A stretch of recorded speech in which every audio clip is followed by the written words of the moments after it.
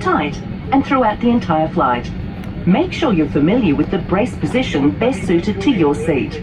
The onboard safety instruction card in your seat pocket shows pictures of your brace position, along with other important safety information. The A320 has 8 emergency exits, which we'll now show you. 2 at the front, 4 over the wing, and 2 at the back of the cabin. Lights will illuminate, showing you the path to follow to these exits. If we need to leave the aircraft quickly, taking your personal items with you will slow you down, so please leave everything behind. If a mask like this appears from above you, pull it down firmly to start a supply of oxygen. Quickly put it over your mouth and nose, and breathe normally.